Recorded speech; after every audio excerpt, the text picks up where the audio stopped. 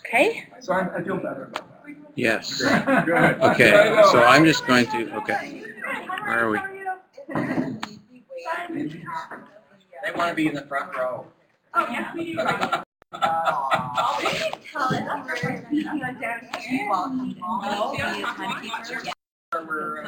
Here for you, Ron. We were just tweeting up here, but how about every 10 minutes? And have sections where it does both. Okay. And online. There's perfect. I'm just going to do a sound test. Okay. No, that's right. We have to run that. Yeah, that's next Friday. I'll be in New York Street if you'd like to come in. these are two of the stars of the DJ program. I met you at the average. I meant everything. Right, yes, that's right. Can you hear me okay? Okay, can you hear me? Did you? Is that okay? Test, test. No? There, it's a little low. Yeah, so now we have one extra person. Test. Test. Testing, testing, testing. Can you hear me okay? Okay. Okay, so are we good to go, Todd? Okay, folks, we're going to get started.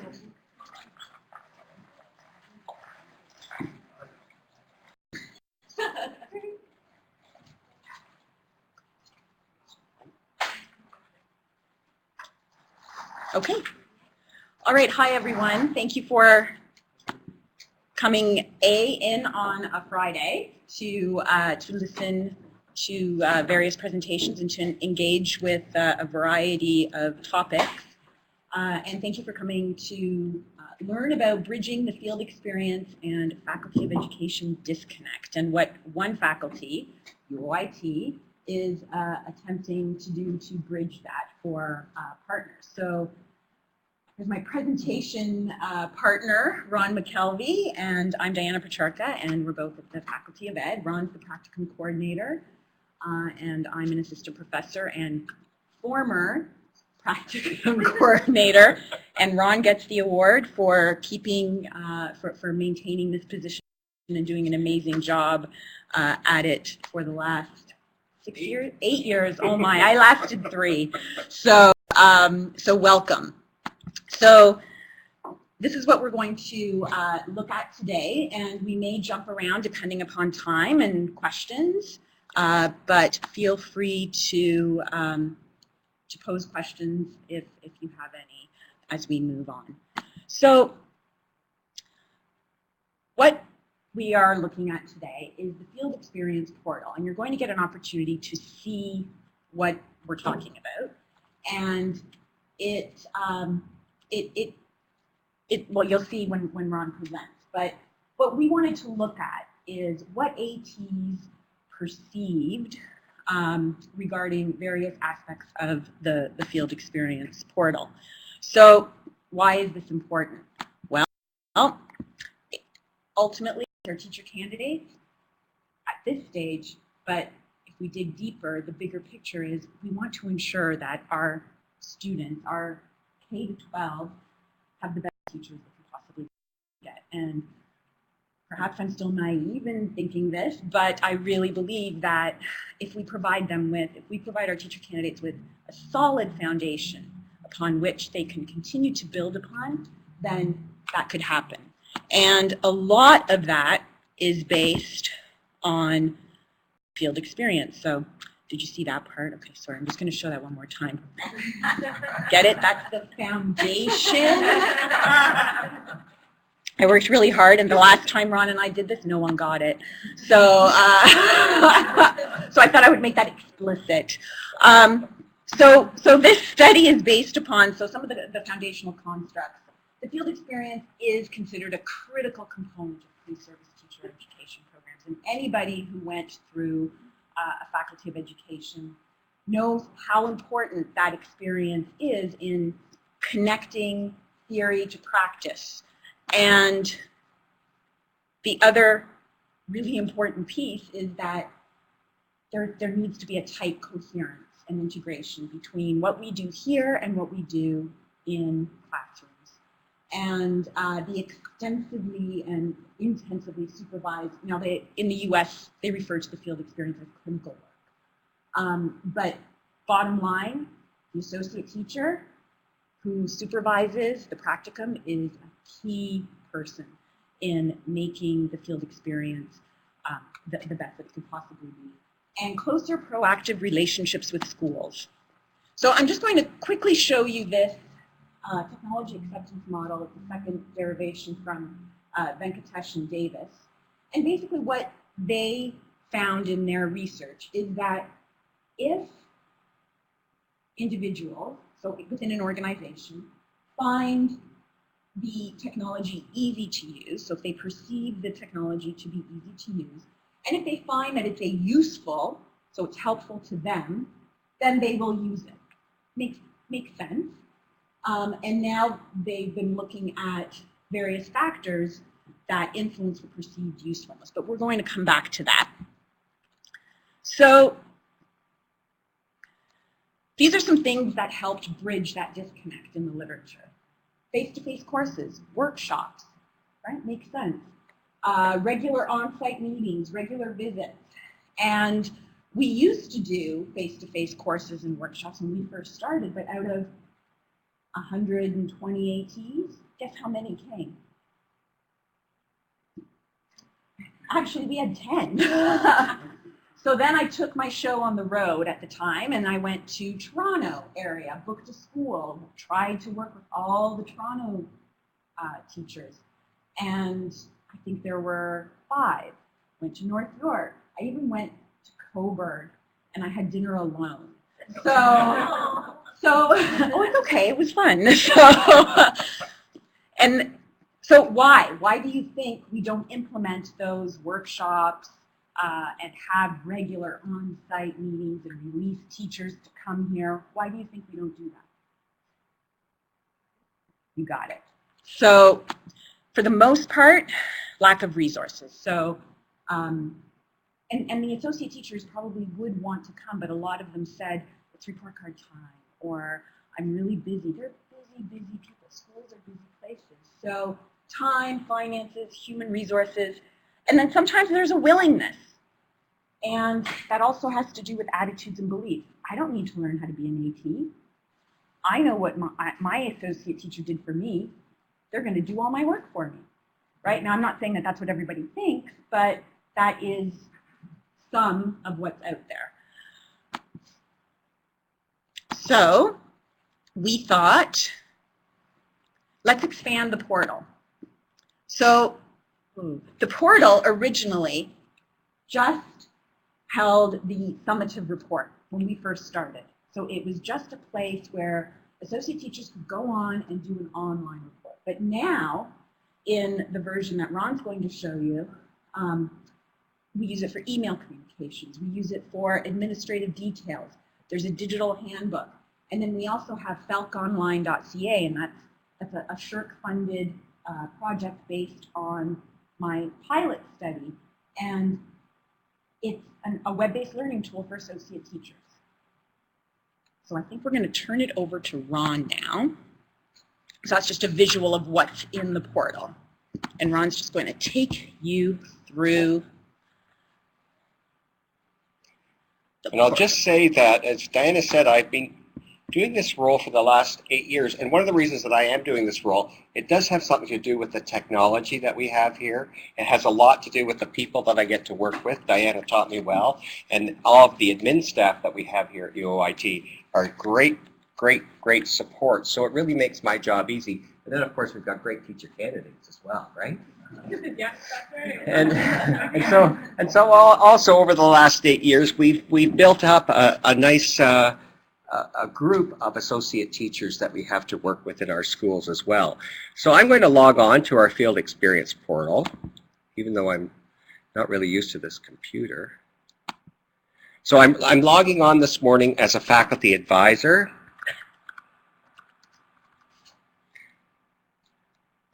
And I'll give you a little tour of what this is all about.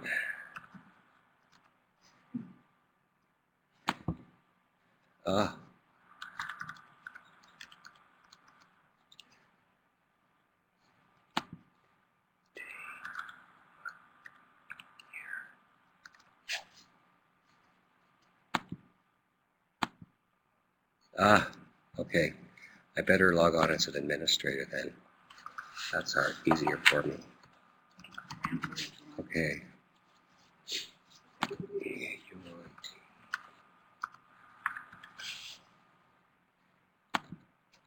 I'm not having luck here. Todd, is there any way we can make the screen a little bigger? Todd, could we enlarge? Okay, here we are. Okay, so when you- I'm not a Mac person.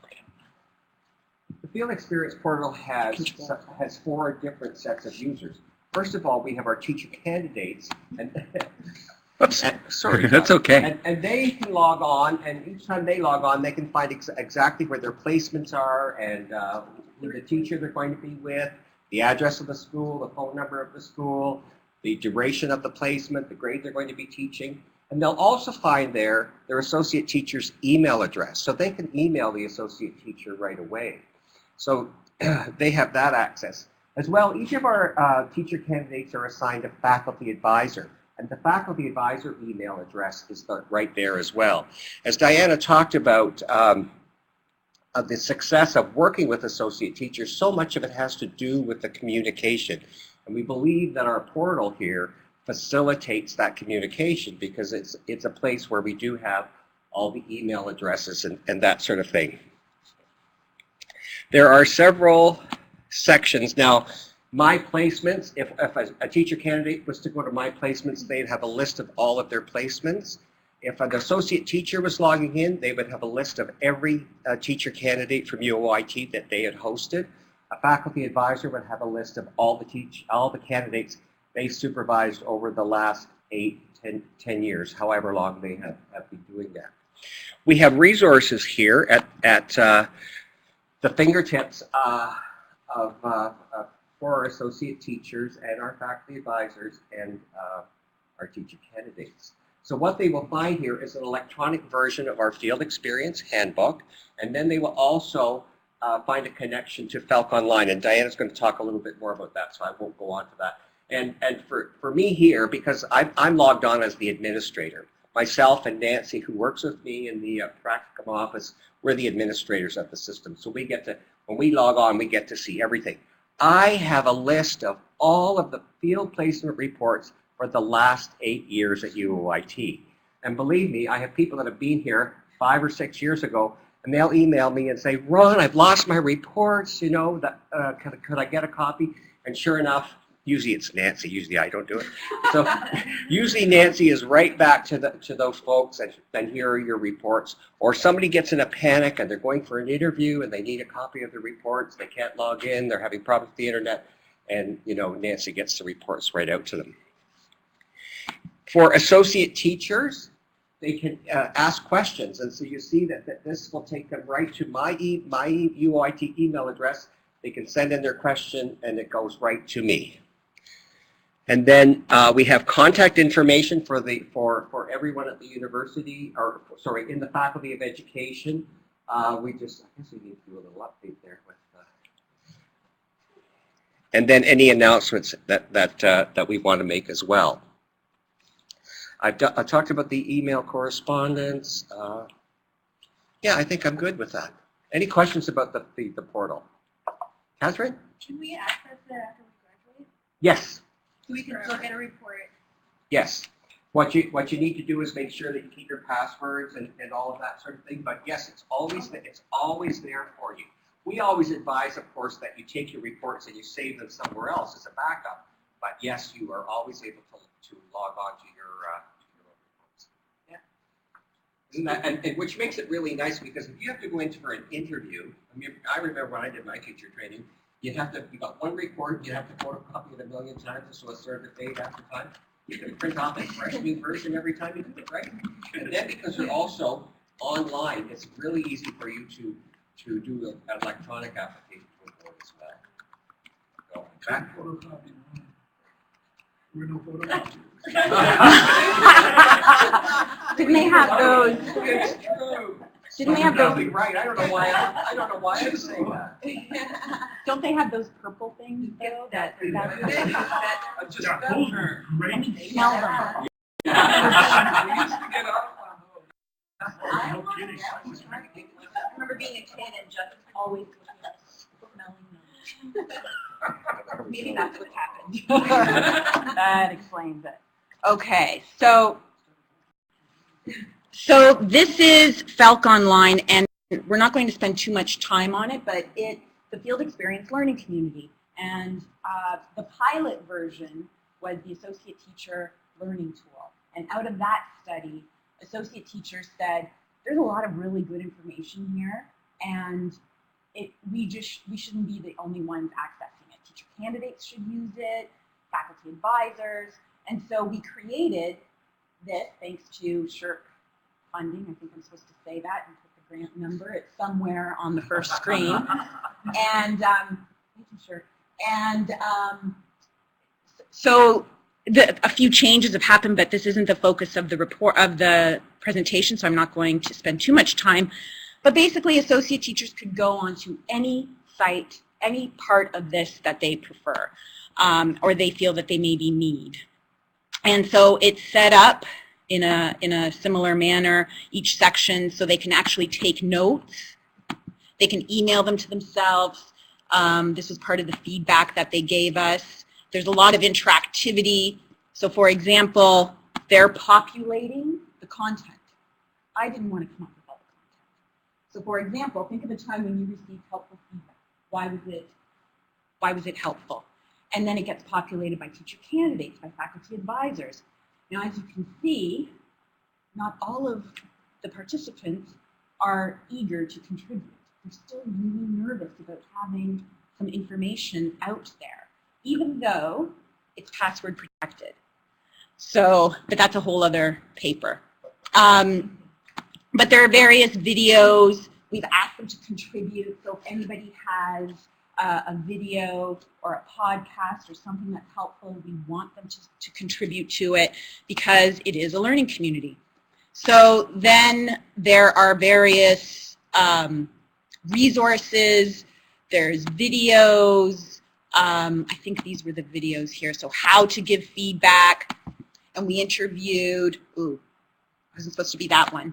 I think it comes out. But we interviewed teacher candidates. No. The associate teacher. Okay, so we interviewed teacher candidates, associate teachers came in, and they were all interviewed. And it was in alignment with what the literature says. So for those who wanted the literature, on each sidebar, we actually have, did you know? And these are all snippets from the research that's already out there. So you get the feel for what this does. So let's go back to what the study found. So we included all of these things within the portal. So let's go back to the purpose. Specifically, okay. How might a web-based portal devoted to the field experience or practicum enhance communication and partnerships between pre-service programs and associate teachers? So in a nutshell, how might this help bridge that disconnect? So my learning tool folks will probably start screaming right now, but I did a Likert scale, 5-point Likert scale, and the reason we chose this method is that it was fast, and we didn't use it as interval data. So we analyzed the individual responses using descriptive stats because we considered it to be ordinal data, and then we also gathered a lot of really rich feedback using open-ended questions. So we invited 240 associate teachers, 119 participated. It's a pretty good size. And as I mentioned, we did descriptive, so we looked at central tendencies and frequencies. And we also took the qualitative data and we used West QDEA. It's a free qualitative data analysis tool. And it's user-friendly and I found it quite helpful. So, Amy, how are we doing for time? Okay, so we'll look at some of the findings. So was the field experience portal easy to use? As you can see, 87% agreed, either somewhat or strongly. And that's positive if you go back to the technology acceptance model, because if it's easy to use, then they will hopefully use it. Now, here are some of the comments, and it's interesting because it's also in alignment with what we read about the technology acceptance model. So, easy to use, quick and well organized, all strengths, no limitations. But then I found this one interesting. Intimidating for people who are low tech, right?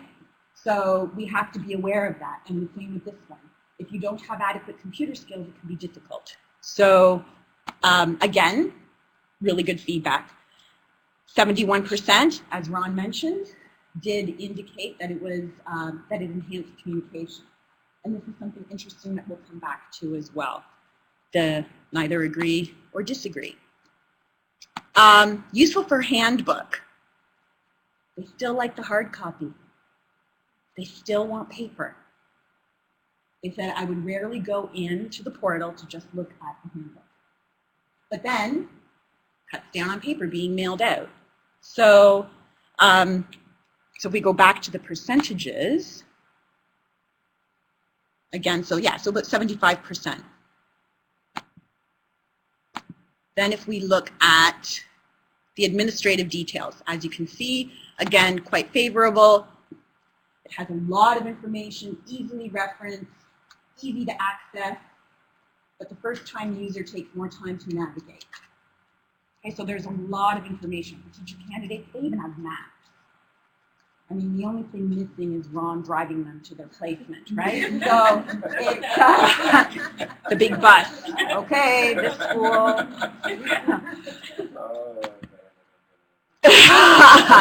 Now this is interesting. Is it useful for email? So in my pilot study, they said they wanted one-stop shopping. They wanted one spot where there's email, and there's resources, and look how many, 51% said, yeah, it's useful. They still like just going to their email. And again, why do you think that is? Think of their lives. Right? Well, that's what we would hope. But a lot of them are just so busy that they'd rather just check it from their phone, even though this is mobile friendly, mobile device friendly. Again, they don't have time to read through the stuff. Just send me important info via email. Sorry, this is email between who? Between the faculty, between the associate teachers and the university. Oh. Or the students, or just, so anything to do with the program and the associate teachers.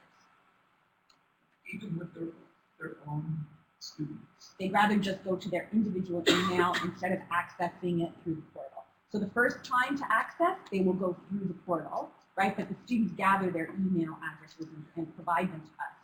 But once they've exchanged that information, they'd rather just go back and forth. And they can't link the portal email to their own email or personal email, so they get all the emails centrally. That does happen. It does happen. They Yeah. just don't want to give their personal email address. Well, it's interesting because we do get both. We do get personal and we do get both. If people have a preference, and sometimes if the personal, we run into a problem when we try to complete the report because they do it at home, and possibly their home computer is not, so and there's one particular board we have run into some problems with their system. But they do have a preference. They can give us their preference. So this is also, thanks Maurice, this is really interesting. 93%, thank goodness. It's useful for summative reports. So instead of writing it out by hand or just typing into a blank document, they really, obviously, it's quite favorable. And again, quick and easy to access. So if we relate it back to that technology acceptance model, there's a perceived need. There's no way that they cannot complete the field experience report. They have to go on. So they perceive that it's useful, right? They need it as part of their job. They have to fill out the form on the portal. But as you can see, I only used it for the summative field experience report. I didn't visit the portal for any other reason. Just get it done. My experience was only to submit the student-teacher report. So there's all this great stuff that's in there, including Felk Online, thank you, and they just don't access it. Okay? Exactly, right? And that's basically what we're getting at. As I only have time and interest to access what is imperative. So what does that say about how they consider their role? Right? So that to me is really interesting. And this kind of broke my heart, but that's okay. The Field Experience Portal is useful in accessing the web-based resource. So this is Felk Online. Yes? Those are our next steps. Yeah. Those are our future. That's the next part. We're redoing the survey. We'll redo that part and explore those elements that will hopefully help us understand why they don't perceive it as useful. I can tell you. I can predict. There's perceive it as useful, and there's using it, which are two different variables. This is the Felk Online, though, not the portal. Yeah. Right? So they don't think it's important to go in and interact with the learning tool. That's my assumption. That's me based on what the literature says, that associate teachers don't realize how important their role is. Associate teachers just implement the role in the manner in which it is implemented for them. I don't need to know how to plan with a teacher candidate. They just do it. Sink or swim, right? So that's just an example. So that's kind of what I'm hypothesizing, but that's what I would like to explore further. Yes? Great question. In some cases, I'll let Ron take this one. What's the incentive? Do you mean like monetarily? Whatever. Well, Yeah, well, I do maybe see not that. even monetary, but Yeah, well, there's a okay, just that they do get $100. But for a lot of teachers, for a lot of associate teachers, that means nothing. We get a lot of messages saying, "Wow, I was surprised that I received $100." But a lot of it nowadays is for professional growth. They see our teacher candidates as leaders, and as I read the reports, I read from associate teachers, "Wow, it was so great having Catherine in my classroom. She did so much on technology and so on and so forth." And I hear from principals too. Catherine did a workshop around technology, taught our teachers how to use smart boards, all kinds of things that happen. So I think it's more that, they see it as a partnership, a growing opportunity to enhance what's going on in the classroom. That just contradicted what you said. But those are the ones that speak with Ron, yes. But then those are probably the ones that are in the 42%. But they also think that they get the role. They understand what the role is. That's right. Right? So that's the perceived, do they understand what it entails? And when I interviewed, pardon? First level, that's right. Exactly, I need that paper. Laura, I see, I just wanted to finish this comment. When I interviewed associate teachers for the pilot project, I asked them that question. Why do you do this? And this one teacher said, do you want the selfish reason? And I thought, here we go, photocopier, attendance taker. And she said, because I learned so much and I just wanted to put her in a cloning machine and duplicate her. However, in some instances, teacher candidates are handed out like donuts, right? So the principal will get a list. Who wants an associate teacher? Here, take one. And they don't necessarily want a teacher candidate, but they're given the teacher candidate to do. And so then they think, yeah, it's easy. Yeah, great. And I hear even some of my former colleagues in the system saying, yeah, it's great. They're doing all my marketing for me. I'm like, well, how are you helping them? Oh, that's what the faculty does. That's your job. So there's that disconnect again, right? Laura? I had the practicum coordinator role at another university for a while.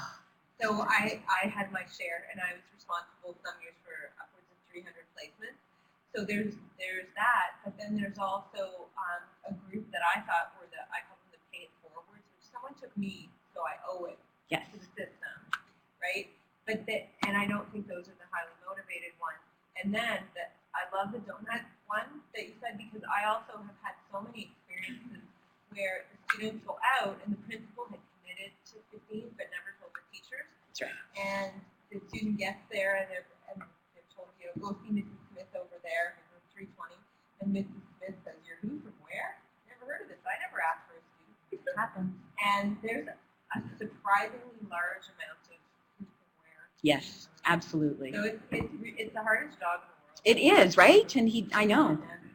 I always hope that because at UOIT we offer 3 field placements, that somewhere along the line they're going to get one that's really outstanding and not 2 that are real duds. Yeah. Right, Shannon? One person that is another person reject them, Well, right? I was actually going to mention that at UOIT we have 3, in my day we had 3 field placements. And the best one I had, masterful teacher, and I learned the most from. I didn't ask her, but I knew that her answer would be, if you asked her, why do you want to do this? She would probably just say, oh, someone's going to do it. Like, she didn't really want to do it. She felt someone's got to help the next generation. That's right. So for her answer, you would not want to clone her. And you wouldn't want to put your hands around her and hug her and say, Right. wow, you're the best, But she was the best model absolutely. I could have ever had, right? So you've got to dig deeper, right, than just on the basis of, getting their ideas of why they want to do this or what's doing it. Yeah. There's more to it. Absolutely. So I quickly just flew through the strengths because I know we've only got 2 minutes left. But this is something, the lack of time, interest, willingness, again, we're exploring. We need to explore, is that really what's happening? We need more information. We need to dig deeper. So I'm just going to fly through this, and we're going to go. So these are the suggestions that were provided for us. So some technical suggestions, access, and this I think is something that, well, I'm actually currently working on creating screenshot and walking them through the different aspects. But whether or not they will watch it is another story. Maybe we can send it to them through email. But they said, well, we need someone to show us what it is. Or somebody suggested get the teacher candidates to explain the portal's content. And then that way they can have the conversation. So I like that even better, right? Which I thought was wonderful. So our next step, so we concluded that yes, they found it easy to use. And that basically they use it for administrative elements such as the details of the field experience and completing the summative reports. But as you can see, we have many more questions. So what elements specifically do they find easy? What about the teacher candidates? What about the field or the faculty advisors? So that's our next phase. So that's what we're going to be doing next. And how can we improve the glitches, or are they user related? And then lastly, this is the piece that Francois, you were talking about. Why are they not using the other supports, and what parts are useful? Do they perceive as useful? And it's just this ongoing continuation, hopefully with the 2-year program. We'll have a little bit more communication. We'll be smaller, so we'll see what we can do. But these are our next directions. So the last piece I just want to bring to your attention is it the chicken or the egg syndrome? So do we embed the portal in Felk Online? Or do we embed Felk Online in the portal? Because then if they see that Felk Online is the first step, maybe they will perceive that that's really important. And the only way to access that summative report is to go into Felk Online, which is the learning tool. So it's one of those chicken or egg scenarios. So again, that's why we do it, and we thank you for your questions and for coming out today. Thanks. Can anybody access your learning tool? Yep, felkonline.ca. And you just have to create a username, and that's another issue.